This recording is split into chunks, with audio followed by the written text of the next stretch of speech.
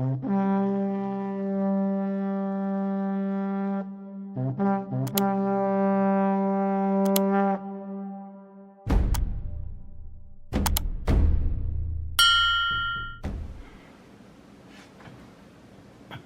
there, party people. I found this half-done project on my desk. I'm cleaning bead mats. Some of you may recognize this one from something that we've started out over at the apartment, which would be correct. I know it's going to be kind of hard to see in this angle, but it is a mobile. I might have to get my phone out and show you when we're done so you can see. But I have to make the other side for this, and so that's what I'm going to do. I do believe I made this on a morning coffee show, so there's probably already a video out there with it. So I am going to go ahead and just throw this into fast forward so that we can get the full effect. So there you go. Anyways, that's what we're doing today. I believe this project was from, I don't remember if this was a Thunderhorse Descendant project, or if it was a Bargain Bead Box project. Honestly, it's kind of hard to tell. I think it might be a Bargain Bead Box project from Bohemia, the Nights of Bohemia and Bohemian Nights, something to that effect. Well, I'll have to check. All right, here we go. Hey guys. Okay, so I've got my, sorry, my camera is really struggling to focus. I don't know why. I got my ring wrapped. Okay. I wanted to point out, I'm going to go back with a second piece of wire, and I'm going to go the opposite direction in which I wrapped it. Just putting it in between to kind of give it this chunky, crisscross situation. So I'm just getting another little piece. I shouldn't need that much really. Maybe like a foot. In addition to that, I have my 4 charms, and I have this kind of marked out. I don't know why this camera is struggling so hard. Might have to change the battery. Let me try to, what am I doing here? Let me zoom out a little. Ooh. Okay, so I have 4 beads, and then I have a little bit of a space. 1, 2, 3, 4, little bit of a space. 1, 2, 3, 4, a little bit of a space. 1, 2, 3, 4, and a little bit of a space.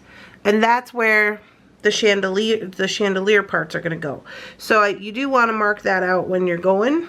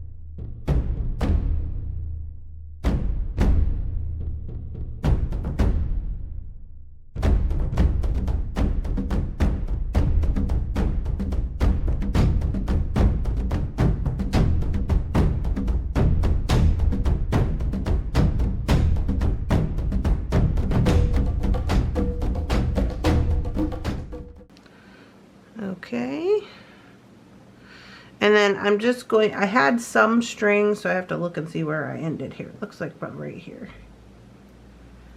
I had string, and I had some wire left, so I did go around a little bit. And I'm just making sure that I'm going the opposite direction from the original wrap. And I'm just adding that in.